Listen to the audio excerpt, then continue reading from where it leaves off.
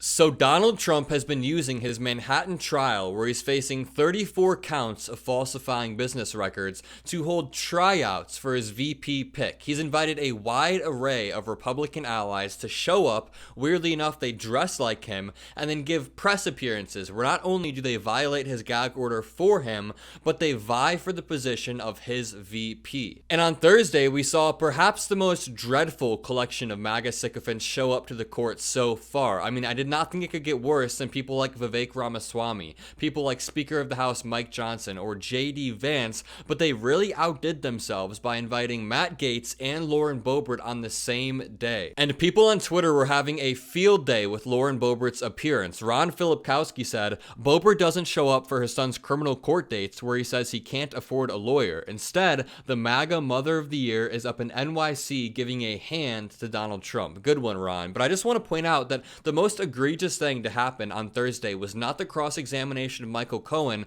but this tweet sent out by Matt Gaetz that makes a vague threat to the people in the court. Representative Matt Gaetz of Florida shared a photo of himself standing outside the courtroom earlier on X, saying he was standing back and standing by. And here's a picture of the tweet he sent where he said standing back and standing by, echoing the exact words used by Donald Trump towards the Proud Boys in the 2020 presidential debates. And I don't even know what this vague threat means. What are you standing by for, Matt Gaetz? Are you going to bum rush the judge if things aren't going Donald Trump's way? It doesn't make sense whatsoever.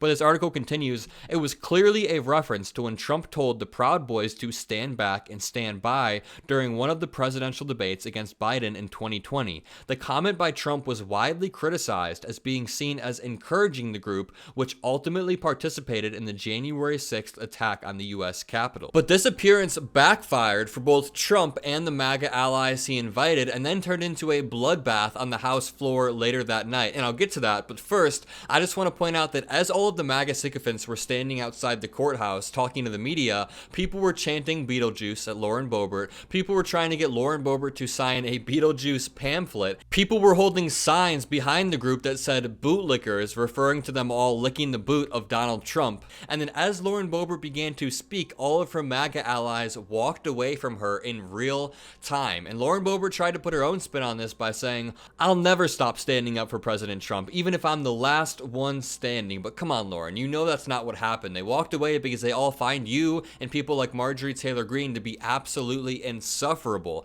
And this was further proven later that night on the House floor when a fiasco broke out. Everybody was yelling at each other, and it came to a point where Lauren Boebert was even voting in favor of not letting Marjorie Taylor Greene speak. The two worst people you know now hate each other. So after all these MAGA sycophants left the Manhattan courtroom, they made their way to a House Oversight Committee meeting where they were trying to hold Merrick Garland in contempt of Congress for whatever reason.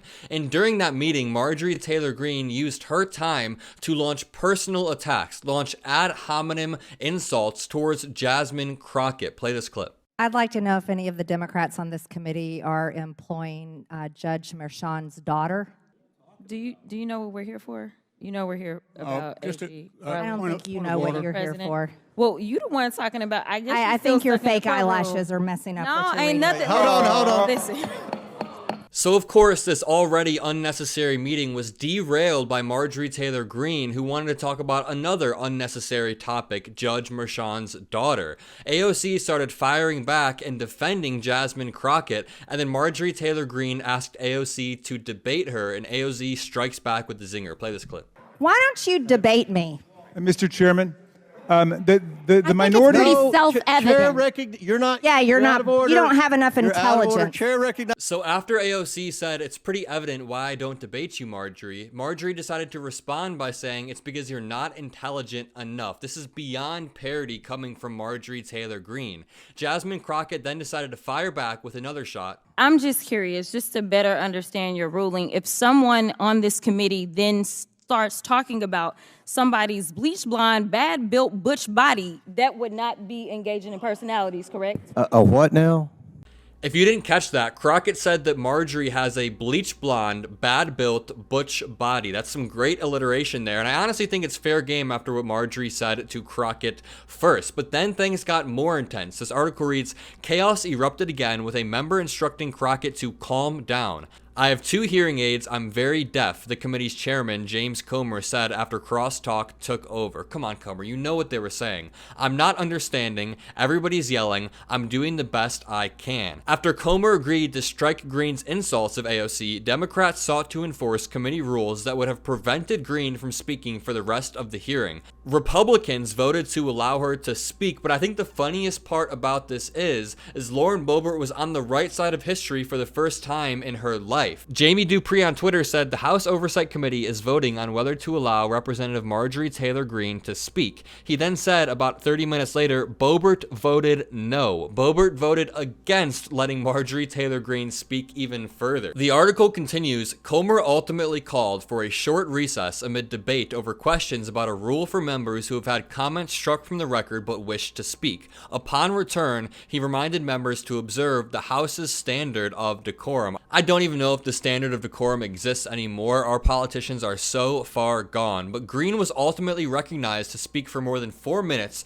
during which she reiterated that she would not apologize. "I will not apologize for my words. I will not change them," she said, but she probably said it sounding a little bit more drunk. Nearly an hour after the hearing was derailed, the committee got back to debating whether Garland should be held in contempt of Congress for refusing to hand over audio recordings of President Joe Biden's interview with special counsel Robert Hur over his handling of classified documents. And remember, Republicans claimed that the Hur report, the one I just mentioned, was the silver bullet. They claimed that not only does it prove that President Biden was guilty, but that he also has dementia. But if you actually read the report, it says in 100 different ways that the mens rea did not exist. The intention to commit a crime did not exist. President Biden was not in the state of mind of committing a crime, therefore he was innocent. It says that in literally 100 different ways throughout the report, but Republicans conveniently forgot that. In the same way that Robert Hur told President Biden during their conversation that he has a nearly photographic memory,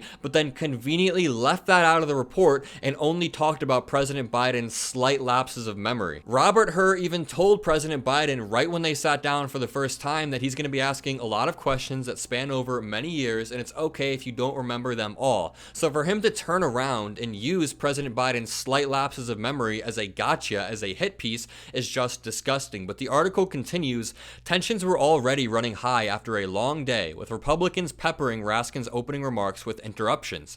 The meeting had originally been scheduled for 11 a.m., but it was moved to 8 p.m. after several committee members traveled to New York to attend the trial of former President Donald Trump, as we discussed earlier. The committee voted 24-20 along party lines to recommend holding Garland in contempt following the contentious meeting. House Speaker Mike Johnson's office has not yet said when it would put the contempt resolution before the full House. If you enjoyed this video, make sure to leave a like. My channel is in the description below. I do breaking news content every single day over there. Subscribe to me, subscribe to MeidasTouch. Most importantly, have a great day, everyone.